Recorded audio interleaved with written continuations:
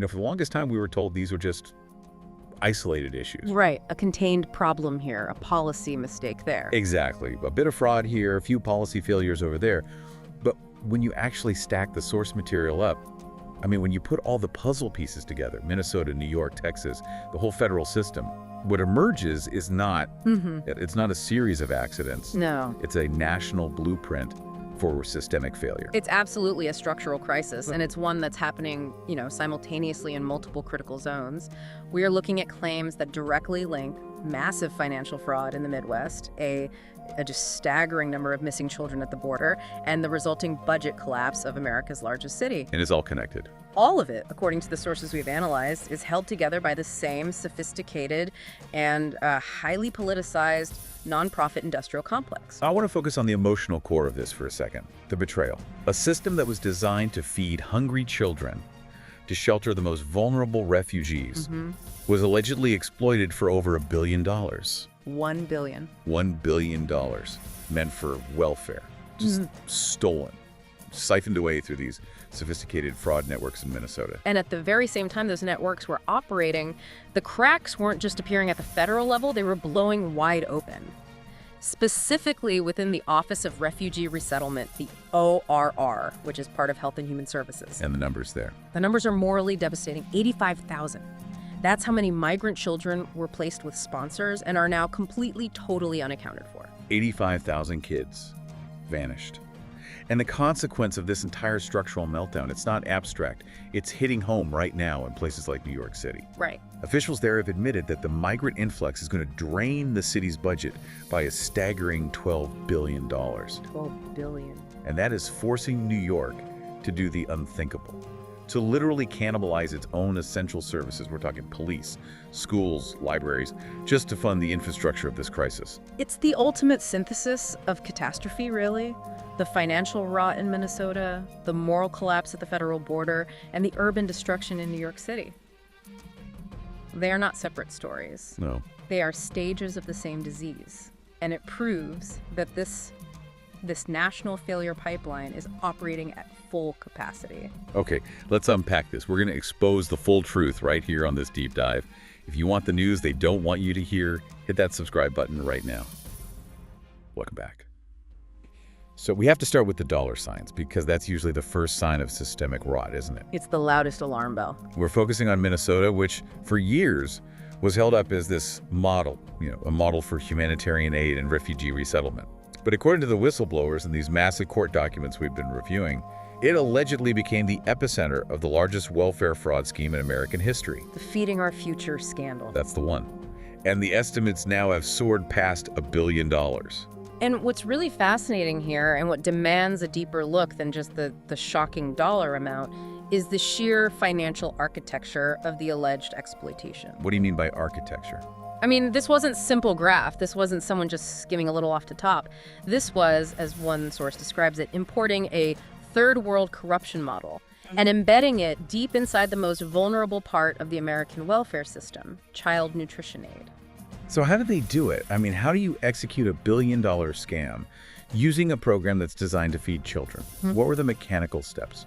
The mechanism was, on the surface, deceptively simple, and it relied heavily on the total lack of oversight surrounding NGOs, non-governmental organizations, and this concept of third-party sponsors. Right. So the federal government, through the Department of Agriculture, channels money for summer and after-school food programs. That money goes through state agencies. Right. In Minnesota, the key intermediary was this organization called Feeding Our Future. It was a nonprofit that allegedly acted as a conduit, a gateway. So Feeding Our Future, or FOUF, was the main hub. Exactly. FOUF sponsored hundreds of so-called meal sites. But here's the thing. These sites were often shell nonprofits themselves, set up by individuals who, it's alleged, had absolutely no intention of feeding a single child. They just existed on paper. On paper. They would simply submit these inflated, or in many cases, entirely fabricated invoices claiming they were serving thousands of meals a day. The sources describe operators claiming to feed, say, 5,000 children daily out of a single suburban storefront. 5,000 out of one small building. Or even out of abandoned office buildings. Really? The sheer volume of claimed meals just completely overwhelmed the state's ability or willingness to verify any of it. And that is the emotional point that just kills me. This money, intended for the basic sustenance of hungry kids, was allegedly siphoned off. We have to ask, where did this $1 billion actually go? Because the source material details an almost cartoonish level of luxury payoff. The contrast is horrifying, isn't it? The money that was meant for essential basic care was allegedly converted into assets that just scream excess. Like what? Well, we're talking about vast amounts of cash being transferred often into offshore accounts, according to the investigation. But more visibly, the money allegedly funded million-dollar private property. In homes? Yes, including one house with an indoor basketball court, luxury cars like Teslas and Porsches, even private jet time. The source points to one operator who allegedly purchased a $2.5 million home in Florida with stolen funds. Wow. It just illustrates that the goal wasn't just survival. It was extreme, opulent wealth extracted directly from the poor. And the scale creep of this alleged fraud? That's a huge red flag on its own. It started, what, at $250 million in the initial estimates? That's right, $250 million. Then investigators hit the $500 million mark very, very quickly. And now? No. Analysts are projecting the total potential loss could realistically surpass $1 billion. This wasn't a static scheme. It was a tumor that was allowed to metastasize because the oversight system completely failed. But the failure wasn't passive. This is the part of the story that's truly chilling. The whistleblower suppression. Yes. We are not talking about simple bureaucratic inertia here. We are talking about active political shielding, according to the source material. So people inside the system were trying to stop it. Absolutely.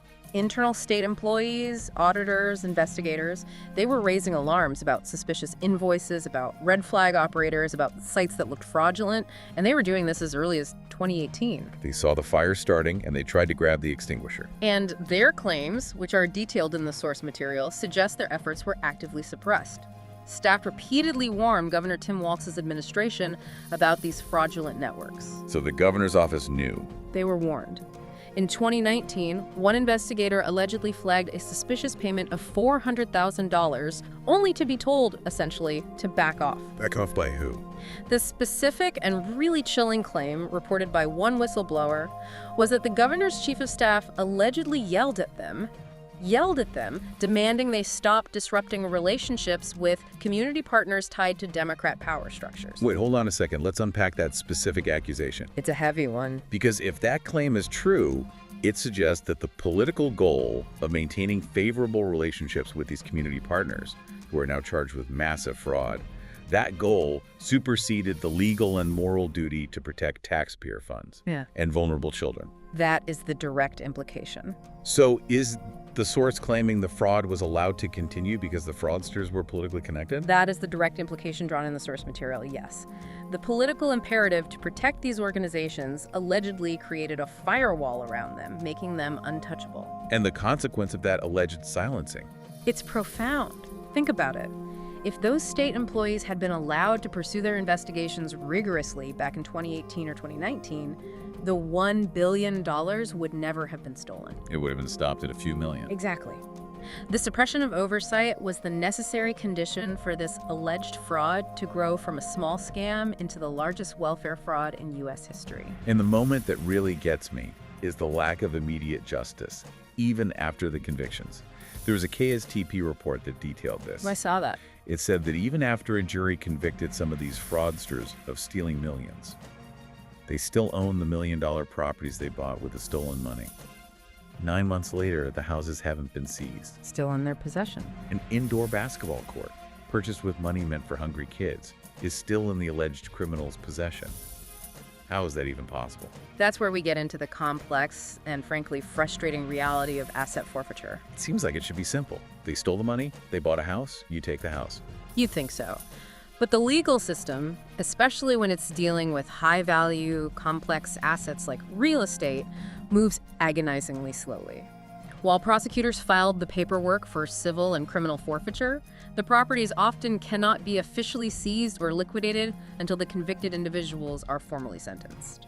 And why does the sentencing hold up the process? Sentencing is what locks in the final judgment and the specific restitution orders. Until that point, defense lawyers can fight the forfeiture through appeals or, other complex legal maneuvers that are designed to drag the process out as long as possible. So it's a feature, not a bug, of the system. For them, it is. For the average person, stealing a small amount of cash results in immediate consequences.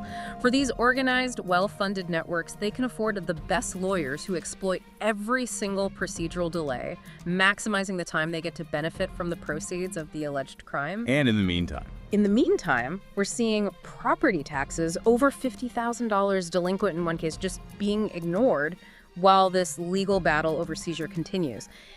It sends a terrible signal that financial crime, if it's organized and large enough, comes with a substantial delay on punishment. It certainly reinforces the perception that there are two systems of justice, one for the common person and one for politically connected financial criminals. So, okay, Minnesota exposed the financial rot using this shell NGO structure. the money pipeline. Exactly. Now we transition to the moral rot at the federal level. Because while this $1 billion was being siphoned off, federal agencies were losing something far more valuable. Children. This is the moral scandal that I think overshadows even the staggering financial cost. We have to focus on the number. 85,000? Say again? 85,000. That is the number of migrant children who arrived in the U.S. under the Biden administration, specifically overseen by the Department of Health and Human Services and its Office of Refugee Resettlement, who are now unaccounted for. They have vanished inside the system. How does the United States government lose the population of a small city? I mean, what went wrong at the operational level? The failure was systemic, and it was driven by a single imperative: prioritizing speed over safety. Get them out of the detention centers as fast as possible. Exactly. The core process is supposed to ensure a child arriving at the border is placed with a vetted, safe sponsor, ideally a parent or a close relative. But the system became completely overwhelmed, and the pressure was immense to move children out of crowded holding facilities quickly. The source we're analyzing states that the agencies essentially turned the border into a conveyor belt. The conveyor belt analogy is crucial. What specific safety checks did they drop or dramatically reduce to achieve that speed? Several critical steps were allegedly abandoned or just rushed through. First, the vetting of sponsors became dangerously superficial. In many cases, it was little more than a quick phone call check rather than a deep background investigation. So no home visits, no real follow-up. And that's the second and most critical failure. The follow-up stage was either eliminated or just drastically reduced. After a child was placed with a sponsor, there was minimal, and in some cases zero, effort to reliably check in, to confirm the child was safe, or even to ensure they were attending school. So once the child left federal custody, accountability vanished, the file was closed. And the consequence of this negligence, according to investigators, is horrifying. It's absolutely horrifying. The source material claims that the lack of rigorous vetting meant that many of these children were not placed with genuine caregivers at all. They were effectively handed directly to traffickers, to forced labor rings, and to criminal enterprises operating just under the radar. So these 85,000 children weren't just misplaced. No, they were absorbed into an ecosystem of exploitation. And is this the same ecosystem we were just talking about in Minnesota? Is there a direct tie between the financial fraud network and the human trafficking network? That is the essential insight that ties this entire national pipeline together. The children were lost inside the same structural framework, an ecosystem of NGOs, shell nonprofits, and border intermediaries. The same kind of groups. The very same. The organizations that, according to the source, benefited from loose oversight and political protection in Minnesota to siphon cash were perfectly positioned at the border to process and place unvetted children with sponsors who are allegedly part of these criminal networks. So the infrastructure was already there. The infrastructure of exploitation, the zero accountability environment created by political pressure and those pandemic waivers was already in place. It facilitated the theft of money and the trafficking of children. So the mechanism of financial rot became the mechanism of moral rot. Yeah. Okay, let's track the consequence of this chaos as it moves inland, because it explodes onto the national stage, specifically in New York City. The failure pipeline is now creating an urban collapse. The numbers in New York City are financially catastrophic for the average resident. City officials have been forced to admit that the migrant crisis will cost the city over $12 billion. And that's the acknowledged cost over the next 3 years, forcing emergency cuts to essential services. This isn't just budget tightening. No, this is a systemic drain, a hemorrhage. $12 billion. To put that into perspective for our listeners, that is more than the annual operating budgets of many entire U.S. states. Why is the cost so astronomical for New York specifically? The analysis in the source material points directly to the Sanctuary Without Limits policy. New York City, unlike a federal entity, is required by its own laws to provide housing, education, and legal services immediately upon arrival. And the volume of arrivals. Sheer volume, hundreds of thousands of people, means the infrastructure costs just multiply exponentially. They're having to pay for temporary shelter, often costing hundreds of dollars per night per family in hotels. They're paying for legal aid, medical care, and creating entirely new school programs from scratch. So the cost isn't just housing. No, it's building a parallel city infrastructure overnight. And that infrastructure is now being funded by cannibalizing the existing services that 8 million residents rely on. This is where the rubber meets the road for the everyday New Yorker. Absolutely. What are the specific services being cut to fund this crisis? The cuts are hitting where it hurts the most: public safety and quality of life. The city has reportedly been forced to enact massive hiring freezes and outright budget reductions in the police department, fire department, sanitation, and education. So what does that look like on the street? It looks like police precinct reassignments, fewer garbage pickups, library branches cutting their hours, and specific school programs like those for gifted students or even just extracurricular activities being gutted to reroute funds. So the city is dismantling itself. It's dismantling itself because the infrastructure supporting the migrant flow is draining the budget faster than it can ever be replenished. And the visual evidence of this is just as shocking as the financial numbers.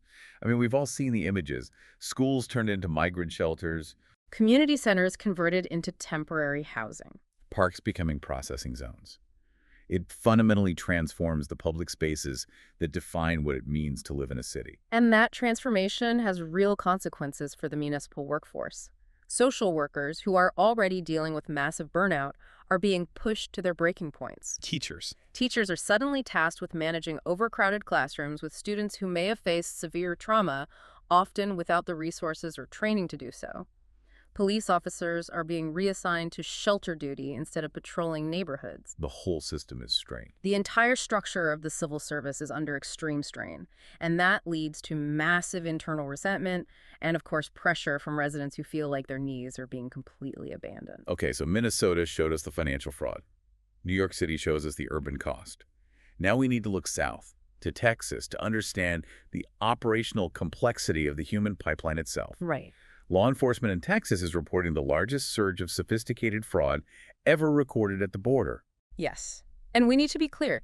This isn't just about people slipping across the border. This is about complex, well-organized, and highly sophisticated fraud networks designed specifically to exploit the loopholes in our current immigration system. What are they seeing?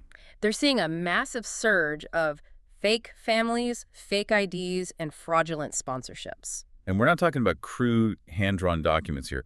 What does the mechanics of this deception look like on the ground? The sources indicate a very high level of coordination. This involves forged birth certificates and identity documents that are designed to match and look incredibly professional. Wow. It also involves rehearsed family stories. Individuals are coached extensively on their narratives to make sure their stories are consistent when they're questioned by Border Patrol.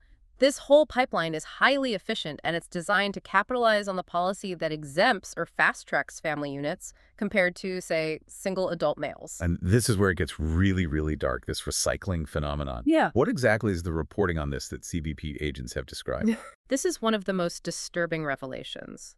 CBP Customs and Border Protection agents report encountering adults who arrive at the border with children they've never met before. They just met them that day. That day. The adult and the child pose as a family unit to gain faster entry into the country. When DNA tests are mandated, which is happening more often now, they prove there is no biological relation. So what happens to the child? The children are allegedly being recycled. Meaning what? Meaning a child who has already crossed the border, or one who is part of a trafficking network, is used multiple times by unrelated adults to expedite their entry under the family exemption. Oh my God. And after entry, the child is just pushed back into the exploitative networks we discussed earlier, often for forced labor or worse. This suggests a highly industrialized approach to exploitation. The children aren't just collateral damage, they're actively being used as tools to manipulate the system. They are the key to unlocking the gate. And at the same time, state troopers in Texas are uncovering these sprawling counterfeit rings. Exactly. The fraud at the border is supported by a massive logistics operation inland. State troopers are reporting the dismantling of counterfeit rings that are producing fake IDs, counterfeit green cards, work permits, and social security documents at an industrial scale. So it's a complete end-to-end system. It provides the entire infrastructure necessary for those who enter illegally to then live, work, and operate completely undetected within the U.S. economy. So we have the money pipeline in Minnesota, the missing children at the federal level, the urban collapse in New York, and now the human pipeline exposed in Texas. What ties the Texas operation back to the failures we saw up in Minnesota? It's the McCurring fingerprint. It's the reliance on the very same structural weak points. The NGOs. The same structure of nonprofit sponsors, community intermediaries, and political shielding that allegedly protected Minnesota's financial fraudsters is now reportedly protecting the networks facilitating border fraud and human recycling in Texas. It's the same playbook. The system was designed to defer responsibility to these NGOs, and when that structure lacks any accountability, it becomes an open invitation for massive criminal exploitation. Texas isn't dealing with random, desperate acts. It's dealing with an established system of fraud that was built and incentivized during years of minimal enforcement and oversight.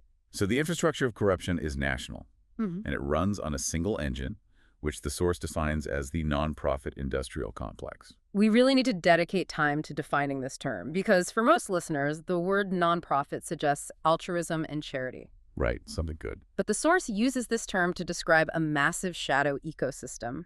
Organizations that are elevated as untouchable humanitarian groups, but which allegedly function as clearinghouses for fraud, trafficking, and government exploitation across the entire country. And the goal? The goal of this complex, according to the source, is simply to absorb taxpayer dollars under the guise of compassion. How is this shadow ecosystem allowed to flourish with basically zero vetting and oversight? It's a combination of political expediency and structural negligence. During the years leading up to this crisis, thousands of new NGOs and intermediary partners were approved for migrant handling, resettlement, and shelter operations. And nobody checked them out. The source claims this was done with little to no vetting or rigorous auditing. The operational goal was rapid resettlement and processing, which made these organizations indispensable politically, which in turn made them untouchable legally. And the pandemic-era waivers just threw gasoline on the fire. Compounded the problem exponentially. We need to clearly define what specific oversight rules were suspended under those COVID waivers and how that created the immediate opportunity for fraud on this scale. Okay, lay it out. It's critical. Mhm. Prior to the waivers, there were standard federal rules for verification in programs like Feeding Our Future. This included mandatory in-person auditing of meal sites to verify the number of children they claimed to be serving. You have to actually see the kids. You had to see the kids. COVID waivers suspended these requirements, removing verification steps and allowing claims to be filed based on what was essentially the honor code or self-certification. Unbelievable. For NGOs operating at the border, similar waivers reduced the necessity for in-depth background checks on sponsors and delayed any follow-up requirements. So they removed the only mechanism designed to stop fraud, the mandatory in-person verification. And then they channeled billions of dollars into a system based on trusting organizations that had every financial incentive to cheat. Precisely. And the result was immediate and predictable exploitation. The Federal Inspector General issued warnings that these nonprofits may have collectively misused billions in various funds, not just child nutrition, but COVID relief, migrant aid, housing funds, child care subsidies. It was a free-for-all. The sheer volume of money flowing without verification created a gold rush for those willing to exploit the loopholes. And that's what established the nonprofit industrial complex as an industry engineered to absorb taxpayer dollars rather than just a humanitarian aid network. What's so fascinating here is the pattern. When you map the epicenters of this crisis, Minneapolis, New York City, Houston, El Paso, San Antonio, they are not random geographical points. No. Not at all. They share a specific systemic trait. That's the strategic insight. It's governance, not geography. These hotspots share the exact same pattern.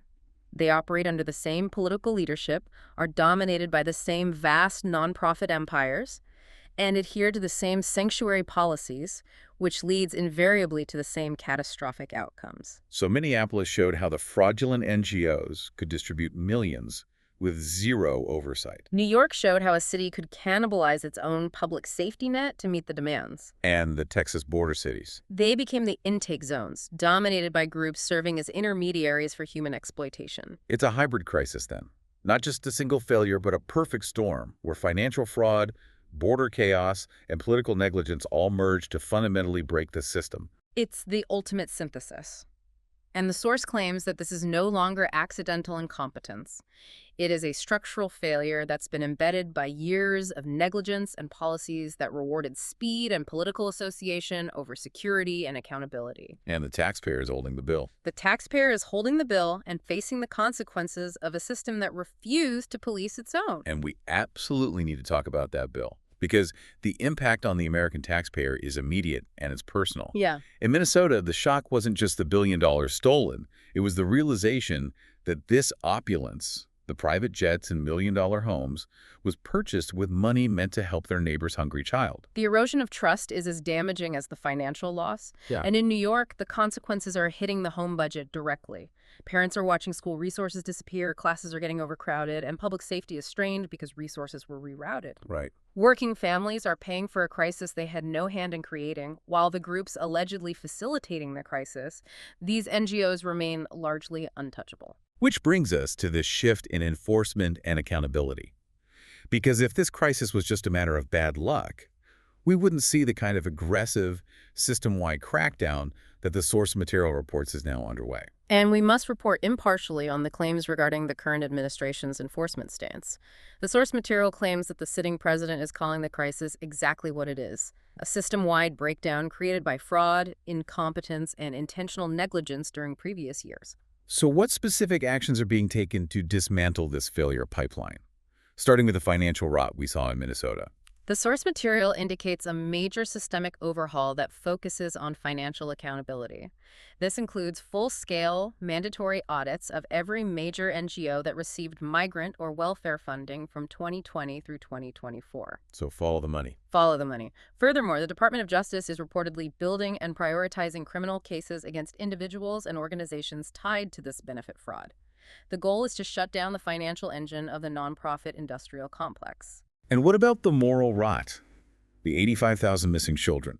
Are the federal agencies finally being ordered to address this moral catastrophe? Yes, the enforcement shift reportedly includes a direct mandate to those federal agencies. Homeland Security and ICE have been ordered to reopen and expand trafficking investigations that are linked directly to those missing migrant children. So they're trying to find them. The goal is to aggressively track and prosecute the criminal networks that allegedly took custody of these minors. And finally, the human pipeline in Texas. We discussed the fake families, the forged documents, the recycling horror. What structural changes are being implemented to shut that specific mechanism of fraud down? The border reforms, as they're detailed in the source material, are focused on verification and immediate removal of bad actors. Wow. This includes expanded checkpoints, mandatory DNA verification for all family units to immediately combat the fake family phenomenon, enhanced ID screening, and critically expanding immediate deportation authority for anyone caught using fraudulent documents. So change the incentives. The strategy, according to the source, is to fundamentally change the incentives at the border. Remove the ability for criminal networks to use human beings as tools for expedited entry. Now, this is where the conversation turns highly political, and we must maintain strict impartiality here, reporting solely on the claims and commentary cited in the source material itself. Absolutely. The source includes highly controversial and inflammatory political commentary directed at specific community leaders and ethnic groups in Minnesota, linking the alleged fraud to political rhetoric. That's correct. The source material references specific inflammatory commentary from a political figure aimed at Ilhan, Omar, and the Somali community in Minnesota. And this commentary includes? It includes the claim that Omar allegedly married her brother, that she should be thrown out of the country, and the highly controversial and politically charged remark that the Somali community has destroyed Minnesota and taken billions of dollars out of the country through these alleged fraud schemes. And as you rightly stated, we are reporting on the commentary and claims cited in the source material, not endorsing those viewpoints. But the source material links this rhetoric directly to the planned enforcement actions. That is the claim presented.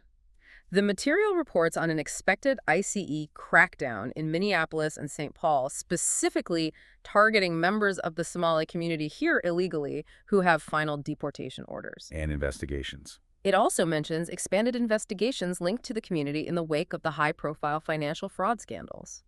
The source claims this combination of political rhetoric and targeted enforcement is necessary to establish real accountability, contrasting it sharply with what they view as political cowardice and intentional negligence during previous years. This just highlights the deep complexity of the crisis, where massive systemic fraud, the alleged $1 billion scam, becomes the primary justification used in the political sphere for sweeping immigration reforms and enforcement crackdowns. Right. It's the collision of the financial rot and the political response. And the assertion made by the source is that since the crisis is this hybrid merger of financial fraud, border chaos, and political negligence, the response has to be equally aggressive across all fronts. Financial audits to shut down the money pipeline, increased law enforcement to shut down the human pipeline, and a political will to target the system that allegedly protected these operations for years. That's the argument. The danger for you, for the listener, is realizing that this is not a short-term problem that ends with a few arrests. It's a structural crisis that is fundamentally reshaping the nation, draining its resources and challenging its moral core. That's the chilling final thought. Minnesota was not the disaster. It was the signal. A proof of concept. It was a proof of concept. The systems, the incentives, the political shielding, and the mechanism for exploitation. They were perfected there and then replicated across every major sanctuary city in America. It started with shell nonprofits, grew through border loopholes, and metastasized through unvetted sponsorships. Exactly. This structural failure is now embedded. The consequences are everywhere. New York is collapsing financially. Texas is overwhelmed with fraudulent families, and tens of thousands of children are missing.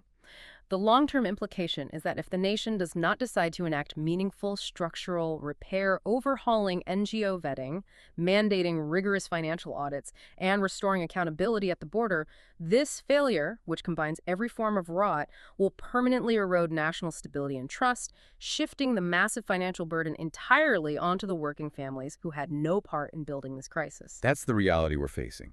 But I want to know what you think. Yeah. Hearing about $1 billion in fraud alongside 85,000 missing kids, knowing that the same structural problems are showing up in every major city. What piece of this entire pattern shocks you the most? Is it the financial cost, the moral catastrophe, or the realization that these networks were allegedly protected by political actors? Let us know your opinion in the comments below. We read every single one. I'm Alex. And I'm Sophia. Thanks for listening to this deep dive.